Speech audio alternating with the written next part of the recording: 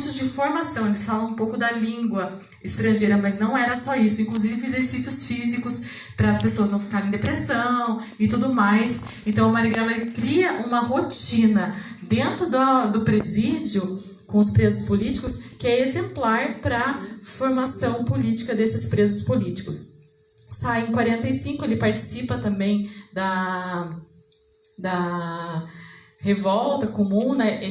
Ele tem muita relação com o Prestes, né? Intentona comunista, ele participa muito forte disso dentro da Bahia, que vai acontecer em São Paulo, em 35, se não me engano, 35, que as datas às vezes a gente erra um pouco, em 35. Então o Marighella tem muito forte isso. O Marighella sai em 45 e é candidato constituinte. E uma coisa que eu vi pensando aqui que ia falar, uma das campanhas muito fortes do Marighella como candidato e como deputado é a Petrobras 100% estatal.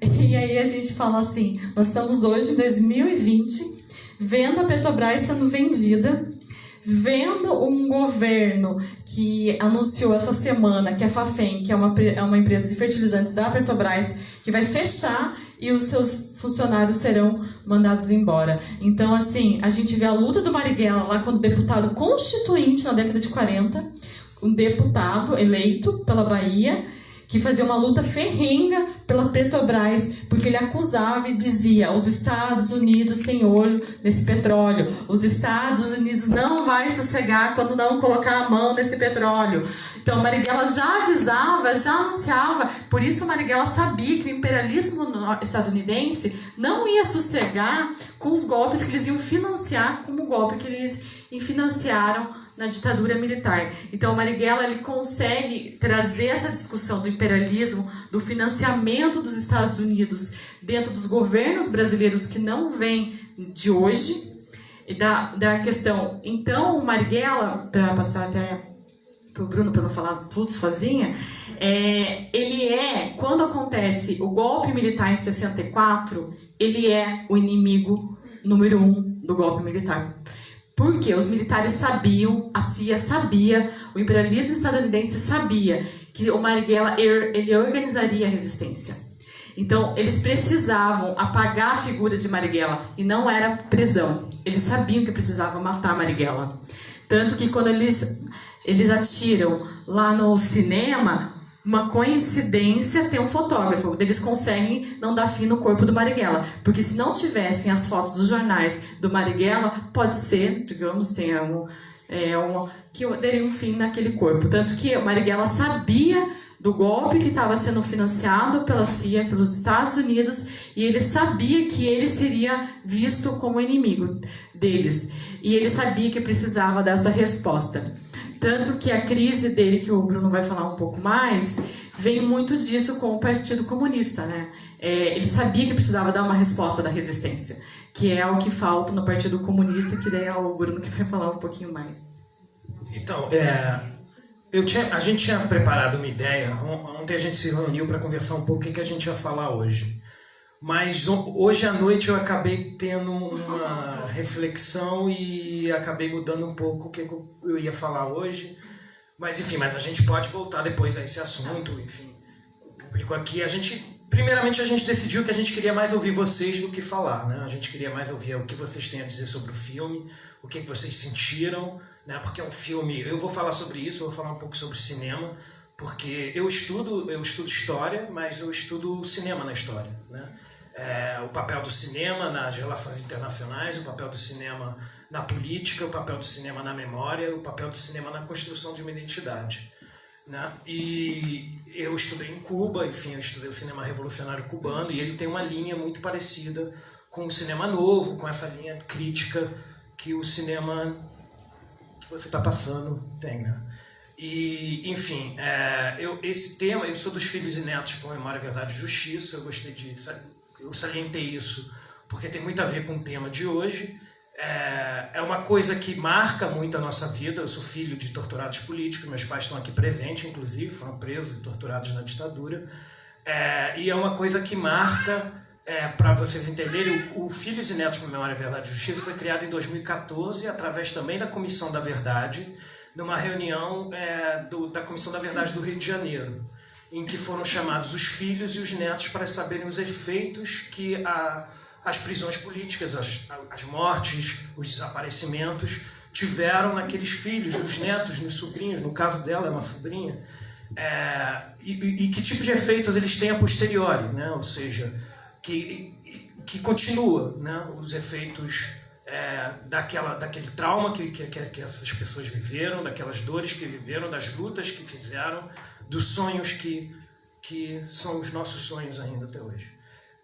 E, portanto, a gente acabou se reunindo para fortalecer ainda mais as políticas públicas da Comissão da Verdade, porque a gente lutava pelos arquivos, pela abertura dos arquivos da ditadura, para saber realmente, né, a verdade, ela tem que prevalecer sempre, né? É através da verdade que a gente pode aprender com os erros do passado, para principalmente aquilo que a gente fala, para não repeti-los, né? E, portanto, hoje é claro como a falta de conhecimento sobre o nosso passado tem feito com que o povo brasileiro se torne extremamente cego sobre aquilo que já aconteceu com o nosso país e que está voltando a acontecer, né? Eu acho que a razão de você trazer essa série de documentários, na verdade, ela tem mais uma razão tem mais a ver com o presente do que com o próprio passado, né? Porque a gente está cada dia mais nos reaproximando desse período, como a Débora salientou aqui anteriormente. Tem uma parte do filme em que parece que a gente está nos dias de hoje, né? Que o golpe foi feito por empresas transnacionais, por interesses do petróleo, dos nossos recursos naturais. Ora, não foi a mesma história que aconteceu em 2016 contra Dilma Rousseff, né? Enfim, e a prisão do Lula, que pode ser também as prisões arbitrárias que aconteceram na ditadura militar, que não é só a prisão do Lula, né? A Lava Jato, como um esquema de retirada dos direitos civis, né? De poder pegar uma pessoa em casa, um reitor da UFRJ que seja, para levar ele para depor na Polícia Federal, sem nenhuma razão, simplesmente por ele ser de esquerda e por ser contra o governo em vigor, o golpe em vigor, e, enfim, vão amedrontando as pessoas, vão cercando as pessoas. Parece que a gente está naquele período entre 64 e 68, né? Ainda vai vir um AI-5, mas está se construindo um processo para fechar de vez o sistema, né? E aí você tem a censura do cinema, censura de filmes, o Marighella é um deles, mas já foram mais de 10 filmes censurados. E, enfim, eu acho que eu já estou falando bem demais da conta que deveria falar, mas eu queria salientar que o filme dessa diretora, que é sobrinha do Marighella, Isa, ela está dentro de um contexto de produção familiar que acontece quando abre-se a Comissão da Verdade e começa-se a vir os depoimentos. Eu acompanhei os meus depoimentos dos meus pais, né, em Juiz de Fora e no Rio de Janeiro. Começou a surgir uma série de documentários da época da ditadura, de filhos, netos, sobrinhos, contando a sua experiência em relação à ditadura militar. Ou seja, o olhar do filho, o olhar do neto, o olhar do sobrinho, o olhar do parente, para trazer uma... Ou seja, é diferente tem o documentário do Silvio Tendler, que você citou, que é uns 10 anos antes, né, de 2001, acho. 2001. E ele tem um caráter menos emocional, né? Quando você vê o filme que você passou hoje, o filme que passou semana passada também, que também é de uma filha e neta, né? Você tem um caráter emocional muito forte, muito pesado no filme, né?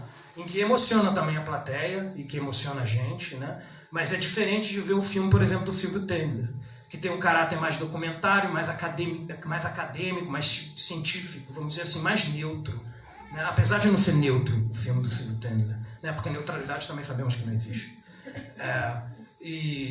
Portanto, mas tem um caráter de maior impessoalidade. Você não chega, por exemplo, ao ouvir o relato da filha dele, você chega a momentos íntimos com ele, né? Momentos íntimos com Marighella, em que você só poderia conhecê-los através desses depoimentos. Da sobrinha, e do filho.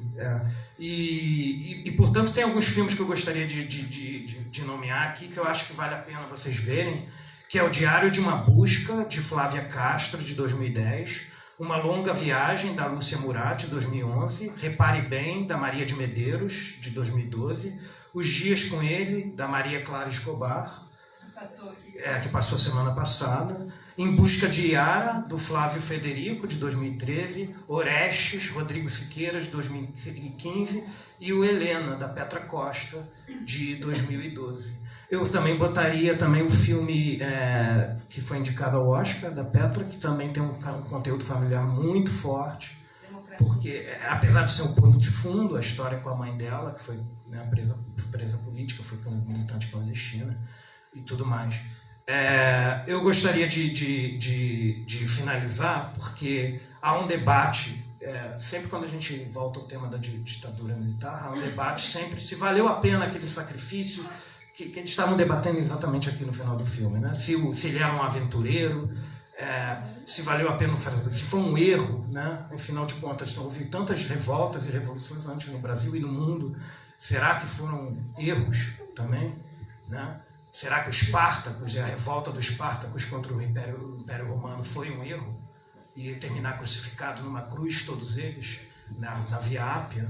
Não sei, essa história vive até hoje, a ideia dela vive até hoje, né? Então tem um poeta que eu gosto muito, que é chamado William Morris, que é um poeta inglês do século XIX, e eu sempre cito isso quando posso, para elucidar um pouco essa ideia do que é essas lutas do passado, né?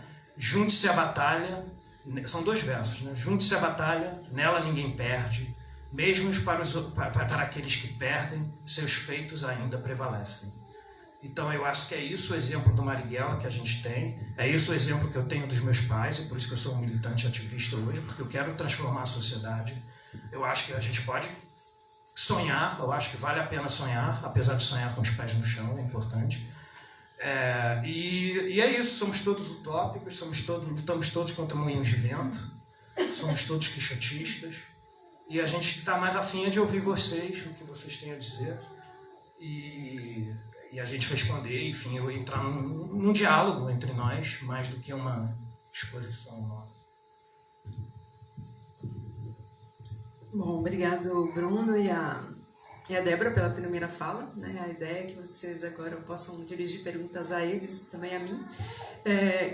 Vamos só usar o microfone. Eu gostaria, por favor, que cada pessoa se identificasse, falasse o nome, se está morando aqui ou se está de passagem, se é brasileiro ou português. Quem que vai ser o primeiro?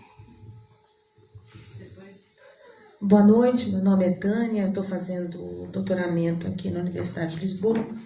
E eu, assim como o Bruno, a gente tem uma identidade muito grande, porque eu também venho de uma família resistente desde a ditadura do Vargas. A minha família toda se fez dentro do Partido Comunista. Meu pai era amigo do Marighella, do Prestes, né? Meu tio foi trocado pelo embaixador americano, que foi a ação idealizada, principalmente, o filme não fala, porque afinal a fala é a vida do Marighella, que quem deu o aval para o sequestro foi o Toledo, né? o Joaquim Câmara Ferreira, que era o número 2 da LN, né? Eu gostaria de pontuar algumas coisas. Eu concordo plenamente com o que o Bruno falou sobre a questão geracional, né? A memória, né? das torturas, da ausência, né? Algumas ausências forçadas, outras, às vezes, o autoexílio, né? Elas são transgeracionais, né? Tanto que eu fui superar numa terapia, né? E que a comissão da anistia, desde a época do governo Lula, com o Paulo Abrão como presidente da comissão da anistia, eles vieram trabalhando uma questão que são as clínicas de testemunho, para que as pessoas, as famílias, mães, pais, filhos, filhas, netos, possam falar sobre esse período tão conturbado do período da ditadura civil-militar. Agora eu queria pontuar uma questão. Os militantes que lutaram tanto na ditadura do Estado Novo como na ditadura civil-militar, tem muitos trabalhadores. A questão da memória é que a classe média, a elite, ela tem um espaço na literatura, na academia, em que ela pode se apropriar e contar a sua história. A classe trabalhadora não. com raríssimas exceções. É o caso do Marighella, é o caso do Martinelli, que foi um ferroviário. A família, por exemplo, dos irmãos Carvalho, né? Um deles assassinado dentro dos porões da ditadura e 2 deles no massacre de Foz do Iguaçu, a história dá para se contar. A mesma coisa das viúvas, da Tercina, da Pedrina. A Tercina foi parar em Cuba, né? Todo mundo conhecia a tia em Cuba. Você chegava no aeroporto e falava assim, vim conversar, eu sou brasileiro, quero conversar com a tia. A tia? Vamos lá, vamos te levo, né? Então isso é importante, porque a questão da memória é fundamental. Eu trabalho com a memória do exílio dos brasileiros em Portugal. E tem muitos trabalhadores. Por exemplo, Maria do Carmo, Maria Sena, a própria Pedrina, a Dina. Eles vieram aqui e comeram o pão que o diabo amassou. No mundo todo, porque eles fizeram toda a peregrinação. Saíram do Brasil, foram para o Chile, do Chile saíram do Chile e foram para vários países. Muitos deles eu entrevistei, estão aí no filme. Então eu queria falar essa questão, fazer um pequeno adendo, porque a memória também é muito cruel com a classe trabalhadora. A história é uma história de classes, portanto, ela evita falar daqueles insubordinados das classes trabalhadoras. Então, quem é que conta a história? É a elite e a classe média, porque são os formadores de opinião. É só esse detalhe que eu queria dar essa minha contribuição. Tá bom? Bom, é importante sim trazer isso, né? Porque a memória ela é importante para o presente e para o futuro, né? Um país sem memória não tem futuro, né? Sequer presente na atualidade do Brasil. Quem é a próxima pessoa que... Só pedir para vir aqui por causa da... Só enquadramento. Eu sou Maurício. É difícil falar depois de um monte de historiador, né? Eu sou Maurício, eu sou brasileiro, eu moro aqui em Lisboa. Eu sou militante do Andorinha também e do Partido dos Trabalhadores. E eu queria, na verdade, eu pedi para falar o que a Tânia falou, né? É uma injustiça com a história. E é até meio irreal a gente achar que era a classe média que era militante. A Eliane, no seu auge, ela tinha mais militante do que o PCB hoje. O PCB legalizado hoje tem menos militante do que a Eliane tinha no seu auge. A Eliane existe até hoje, não como ela é, mas ela existe até hoje, atua nos movimentos sociais, até hoje com outro nome, com outra característica, mas organiza o camponês até hoje no Brasil. Então, achar que a Eliane era só... E é meio que a Tânia falou, quer dizer, a gente acaba... como quem vai para o cinema, como quem vai para os livros, são os intelectuais e tal, né? E eu também tenho história, quer dizer, de resistência. Meu bisavô foi embora de Portugal, era português, foi embora de Portugal fugindo do Estado Novo, e lá entrou exatamente no sindicato dos ferroviários da Santos Jundiaí. E, quer dizer, ele entrou ele era agricultor aqui, não tinha nenhuma... Ele sabia ler, mas não tinha nenhuma... não era um intelectual, né? Então ele entrou para carregar carvão na construção da ferrovia. Ele morava em Santos, né? E entrou no sindicato. Ele foi embora porque ele foi acusado aqui de ser anarquista, né? E todo mundo que ele conhecia que era anarquista sumia, ele se picou. Entrou no primeiro navio e foi para o Brasil e desceu em Santos e lá mesmo ficou. E conta que ele contava, né, que um dia estava chegando para trabalhar e tinha uns caras panfletando e ele, que negócio é esse aí? São os anarquistas. Ele, opa, falaram que eu sou esse negócio, aí me explica isso e tal. E isso é interessante porque, fazendo um paralelo, eu sei que a história se repete como farsa, né, como teatro, mas tem um paralelo, e é óbvio, todo mundo falou disso, com o que é hoje, né? Os anarquistas eram uma potência sindical nos anos 30, nos anos 40 no Brasil, e eles se perderam muito exatamente na discussão moral. Quer dizer, quando eles foram discutir o integralismo, os fascistas, e o PC, na época, que era muito menor que os anarquistas, ele cresceu absurdamente dizendo, não, peraí, precisa organizar as pessoas. Não basta você taxar moralmente o outro se você não organizar o trabalhador, né? E o PC organizou, e o PC cresceu em cima dos anarquistas. O meu avô era anarquista, meu bisavô, né? E entrou no PC nessa época. de falando, pô, não adianta você só falar moralmente o outro, e hoje a gente tem muito isso. E é interessante que aí o PC, e fala um pouco isso, o Marighella rompe com o PC exatamente porque o PC ele era um partido de massas, profundamente ligado aos sindicatos, mas que se tornou reformista, né? Era um partido que não, ele abandonou completamente a revolução, se tornou reformista, e no momento do golpe, em 64, ele fala, não, gente, não vai ter golpe, tá? Pare, não é golpe, isso não é golpe, calma, né? E hoje é o paralelo que a gente vê, um monte de gente que se diz revolucionário e é reformista, um monte de partido, hoje mais de um, né? E que por anos aí a gente está tomando na cabeça nos últimos anos e dizendo, não é golpe, não tem golpe, não é isso, não, é o fascismo, é o fascismo, é o fascismo. Quer dizer, a história se repete como farsa e a gente participa como público desse teatro, né? E é isso que eu acho que a gente tem que aprender, e é importante lembrar, memória, né? É importante lembrar disso para a gente aprender a não repetir os mesmos erros. É isso aí, obrigado. Bom, alguém mais quer perguntar?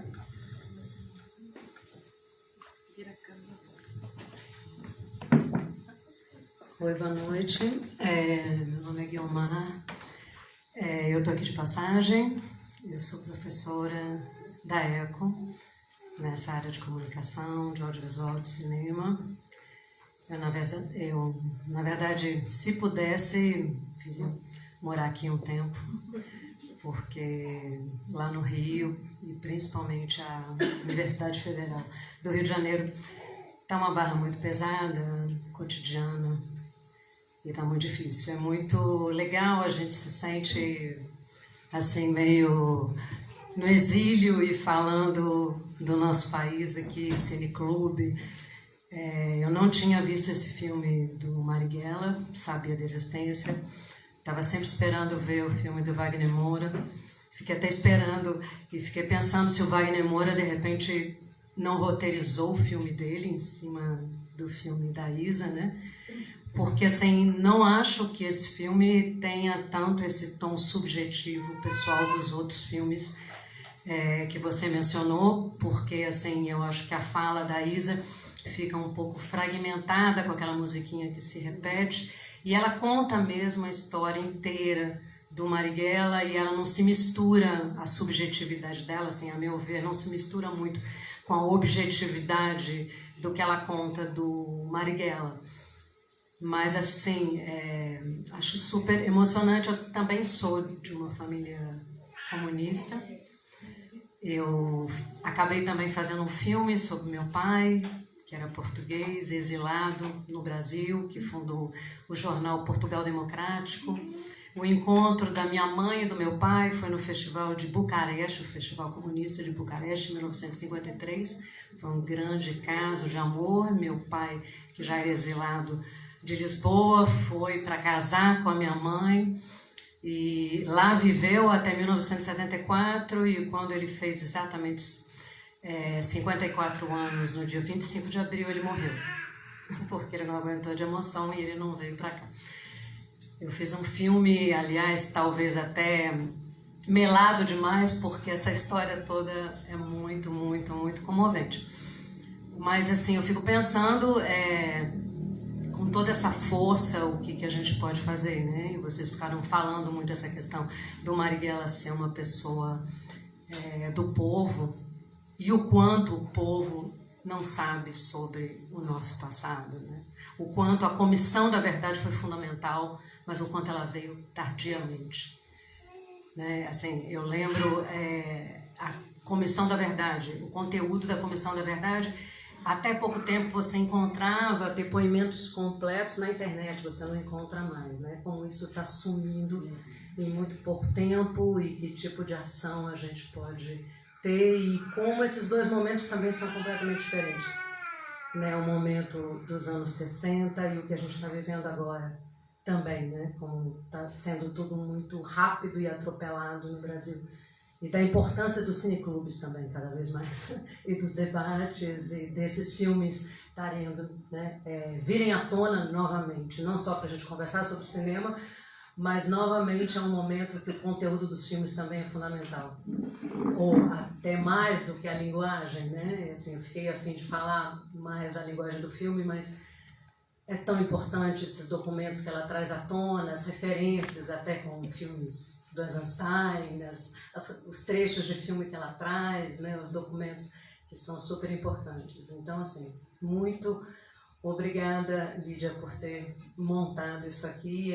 E assim, isso aqui parece uma caverna, até visualmente. É muito legal nesse frio. Muito legal estar aqui. Bom, obrigada, Guilmar. Só queria pontuar umas coisas. A Isa, inclusive, ela me disse por que ela usou muitos trechos, né, de vários filmes. Ali tem várias referências cinematográficas, da Bardar, do Godard, tantos outros. E ela me disse que quando ela foi fazer a pesquisa para fazer o filme do Marighella, ela não encontrava imagem em movimento. Então foi um desafio muito grande, né, porque na época da ditadura, sobretudo Marighella, que ficou clandestino muitos anos, não se podia registrar imagens, né? Tudo era apagado, né? E ainda hoje, né, você também menciona a questão da Comissão da Verdade. A Comissão da Verdade, ela surge ali em 2011, faz um trabalho maravilhoso, e esperava-se, né, que nos governos seguintes, quando 2014 termina ali o relatório da Comissão Nacional da Verdade, nós esperávamos no Brasil que fossem punidos, né, as pessoas que cometeram crimes durante a ditadura, e isso não aconteceu. Isso não aconteceu nem na época da ditadura, nem depois e nem agora. Outra questão que eu gostaria de comentar é que a Isa se pergunta aí, né, se o Wagner Moura, ao fazer o Marighella, ele teve alguma relação com o filme da Isa. Bom, o filme dele foi inspirado no livro do Mário Magalhães, né, que fez a biografia do Marighella, para não esquecer o nome, Marighella, o guerrilheiro que incendiou o mundo. E a Isa me contou que o Wagner Moura pediu para ela para passar o filme dela para a equipe dele, para os atores. Então, ótimo, eu imaginei isso. Então, teve sim essa relação. Ele procurou a Isa e houve esse encontro. E é isso. Alguém mais quer fazer alguma pergunta? Alguma colocação? Tá, eu vou deixar o Bruno, depois passo para ela. Então, vocês dois fazem. A gente tem mais 20 minutos no máximo, mas acho que... Sobre a Comissão da Verdade, eu acho que também é importante salientar que o Bolsonaro, né, ele tem categoricamente sabotado a Comissão da Verdade, né? Ele botou generais, inclusive, que defendem a ditadura, que defendem aquilo que eles chamam de revolução gloriosa, né? Enfim, não é um golpe, eles chamam de revolução, né? Enfim, ele botou generais no lugar, inclusive os pedidos de desculpa, né? Aquelas pessoas que foram torturadas e sobreviveram, aos familiares que tiveram parentes assassinados e tal. O Estado normalmente mandava um pedido de desculpas, né? E esses pedidos de desculpas foram cancelados, ou seja, não estão mais enviando, nem sequer o pedido de desculpas estão enviando aos parentes familiares, ou aos familiares que foram, ou às pessoas que foram torturadas. Enfim, está sendo uma destruição total, né? De tudo aquilo do próprio processo de redemocratização do Brasil, né? A gente está voltando aos períodos de chumbo a passos rápidos. Graças a isso. Então, vou passar a palavra para mais alguém do público. Bom, eu quero agradecer a Lídia, porque é a segunda vez que eu venho aqui, da importância desse encontro, que nós brasileiros estamos conseguindo fazer uma união muito grande das questões que nos levaram ao sofrimento imenso dos anos 60, que ele volta e que ainda pode piorar mais do que a gente está vivendo. Mas eu só queria incluir nesse debate, tá certo isso aqui? Só queria incluir nesse debate um livro que o Bruno tem, que ele inclusive andava com ele de cima para baixo, que é do Frei Beto, O Batismo de Sangue, que é muito difícil a narrativa do Ivo, Tem um filme também. É o filme. É o Verso Raton. Que é mineiro, aliás. Que é, como nós também somos mineiros. Que ótimo. Mas somos da cidade da 4ª Região Militar, Juiz de Fora. Infelizmente. Bom, a grande questão é que esse livro do Beto e o filme do Raton conclui muito, encaminha bem o final do Marighella. Eu acho que é só isso que eu queria acentuar para poder fechar essa busca de filmes sobre Marighella. O batismo de sangue pode ser também incluído como mais um testemunho da época de 64, e do sofrimento do Marighella e dos 3 dominicanos. É só isso. Obrigada pela contribuição. Alguém mais gostaria de fazer uma pergunta? Boa noite, sou Catarina, sou portuguesa e vivo em Lisboa. Não estava a pensar falar, não vou fazer nenhuma pergunta, é mais para valorizar aqui esta sessão. Eu também sou filha, neta, bisneta de resistentes comunistas em Portugal e estamos numa situação completamente diferente, mas também tivemos uma ditadura e aqui é importante para cá, né, fixar a memória daquilo que aconteceu. Vocês estão noutra luta, mas eu queria dizer também que acho muito importante. Vim porque eu não conhecia a figura do Marighella, quer dizer, falei com a minha mãe, ela conhecia, mas eu pessoalmente não conhecia e tenho o maior interesse em conhecer esta figura e também toda a resistência brasileira ao fascismo e agora esta situação também que está acontecendo no Brasil, tem todo o interesse. Portanto, queria só valorizar aqui a iniciativa e vou tentar vir sempre que posso. Obrigada. Bom, somos nós que agradecemos e esperamos nas próximas quartas. Acho importante porque a Isa, inclusive, fala isso numa conversa que eu tive com ela, né, para frisar isso aqui, eu vou falar. Ela diz, a gente tem muito em comum com Portugal, né? E é verdade, desde sempre. Mas ela frisa mais essa questão, porque somos 2 países, Portugal e o Brasil. São 2 países que viveram ditaduras longas, né, e bem duras. Portugal, Brasil, 21 anos, de 64 a 85. Portugal, 48 anos, né? Então, é um período muito mais longo, porque não foi só a ditadura de Salazar, né? Aliás, se quiser comentar um pouco isso, porque eu acho que é importante também esse diálogo, né, de países que sofreram nas mãos de líderes do mal. É isso.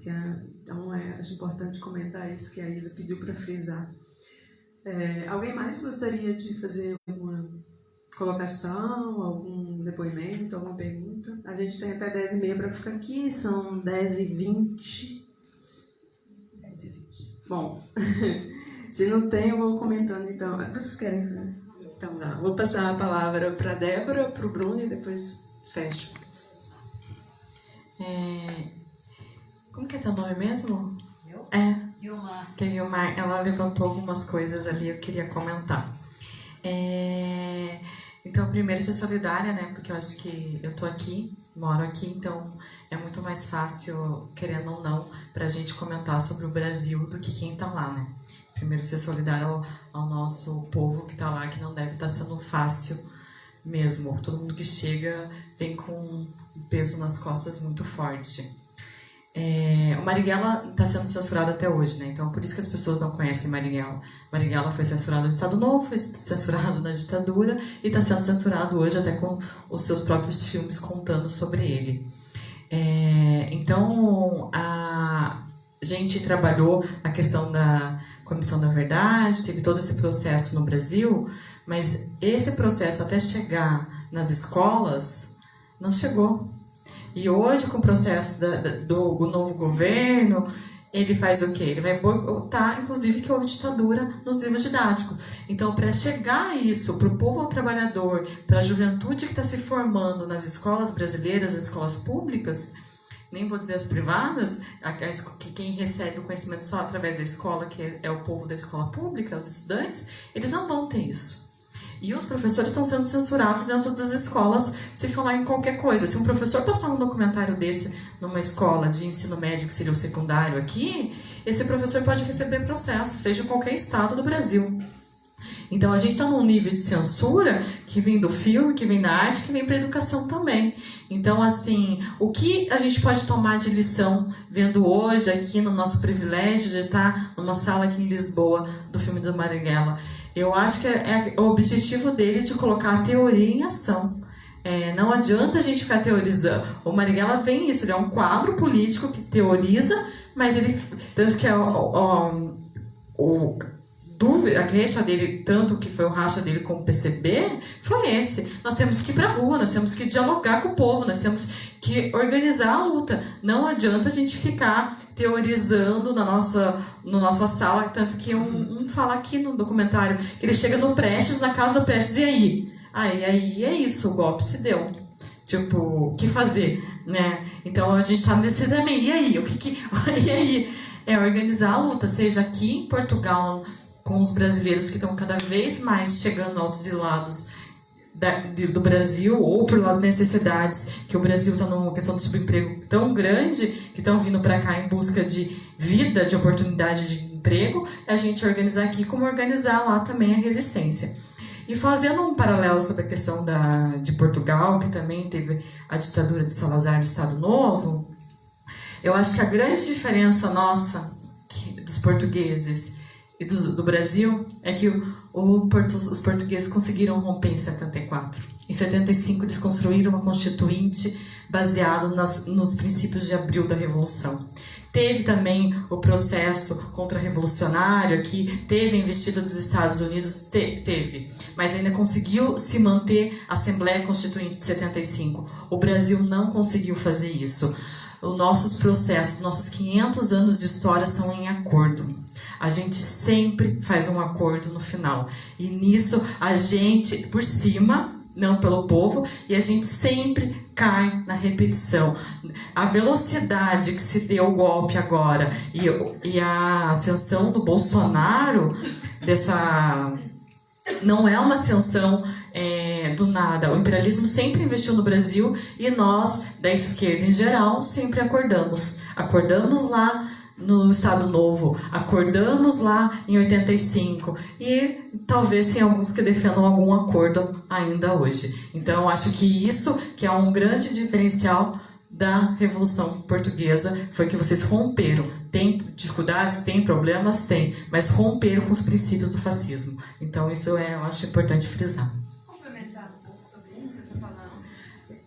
Isso que a Débora diz, né? Nós, no Brasil, a nossa Constituição de 88 é uma coisa terrível. Ela ainda mantém vários artigos da época da ditadura. É bom frisar isso, inclusive dando um poder de polícia, né? Um poder das Forças Armadas de, inclusive, tomar o poder de novo a qualquer momento, né? Baseado nos artigos da Constituição. É bom que se frise isso. Um detalhe mínimo e engraçado. Eu tenho uma netinha que está morando aqui. A minha filha está 1 ano e meio aqui, ela tem 7 anos, a Manuela. Ela estuda em escola pública. E eu logo cheguei e ela veio assim, vamos jogar o baralho do 25 de abril. E aí ela tirou uma carta e a carta dizia assim: de 1926 a 1974, Portugal foi uma monarquia, uma democracia ou uma ditadura. Ela levantou e falou, uma ditadura!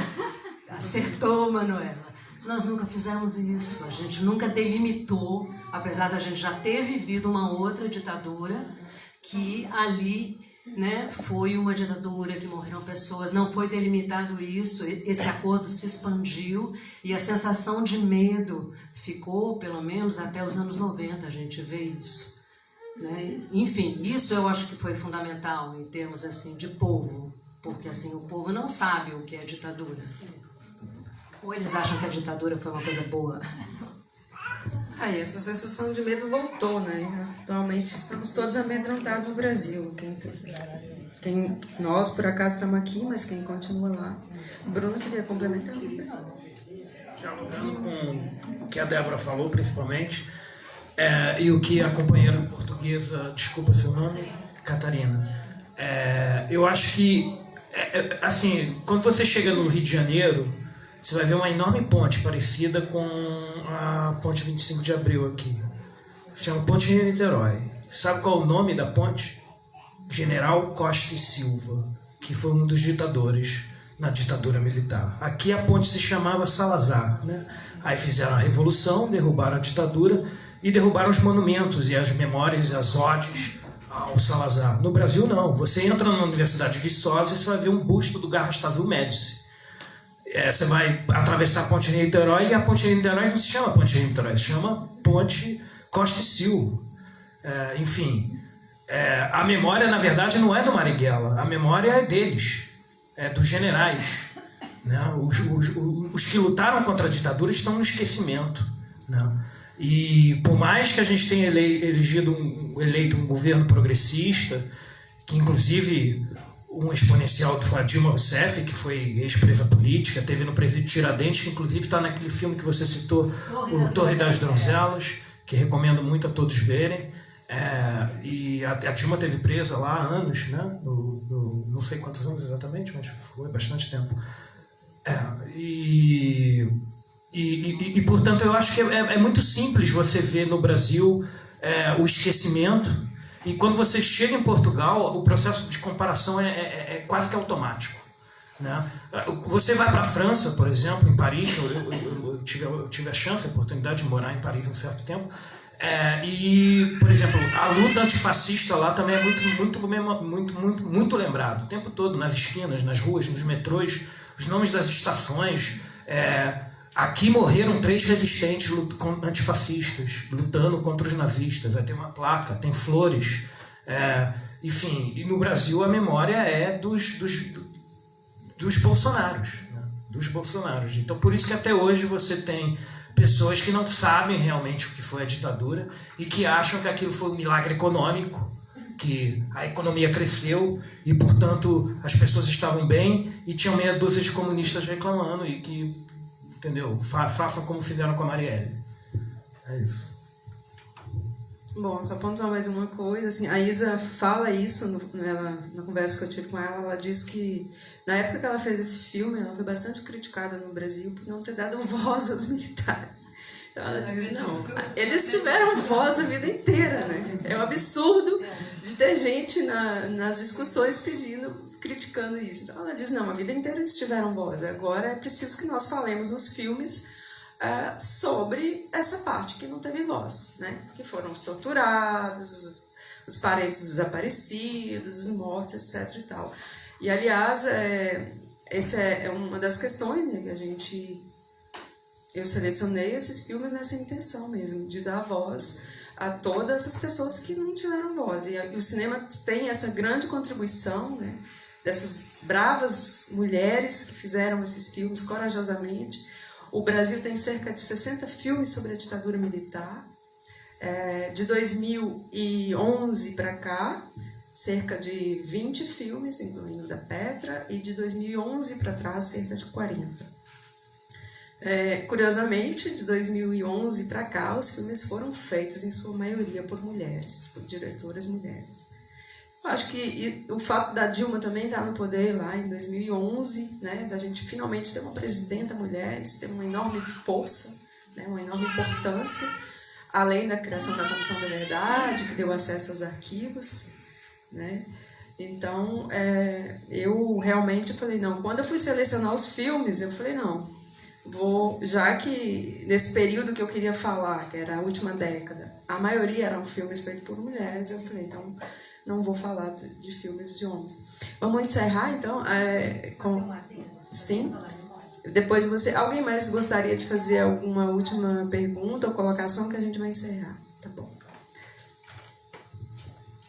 Só para complementar o que o Bruno falou, eu comentei com ele hoje à tarde, onde o Marighella foi assassinado, na Alameda Casa Branca, que é um bairro de elite em São Paulo, que é o Jardim Paulista, tem uma placa, sempre teve uma placa que foi colocada pelos resistentes em homenagem ao Marighella. A placa, sistematicamente, ela é roubada. Então, você tem um tótem de cimento, onde deveria ter uma placa, essa placa é colocada e ela é roubada. E quando a gente faz, várias vezes eu já participei de uma homenagem no dia 4 de novembro ao Marighella, ali no local, nós somos hostilizados pela população que mora ali, dizendo que nós estamos falando bem de terrorista. Não ficar mais aqui, que tá muito microfone. Deixa eu talvez para cá, vamos ver, aqui é melhor. Então, e aí vou fazer um adendo também, as ruas, né? Nós em São Paulo temos uma rua Sérgio Fleury. Felizmente, teve um monumento que foi trocado de nome, que era o Elevado Costa e Silva, e hoje chama Elevado João Goulart. Mas isso por causa do governo Haddad. Exatamente. Esteve presente, inclusive, o filho do João Goulart na mudança da placa, porque isso é um processo. O direito tem uma área chamada Justiça de Transição, e ele fala exatamente, nós temos que refazer a memória, dar voz àqueles que lutaram, porque resistência, desde o século XVII, com John Locke, a gente tem direito à resistência, a um governo tirânico, ditatorial. E isso nos é tirado. Isso nos foi tirado.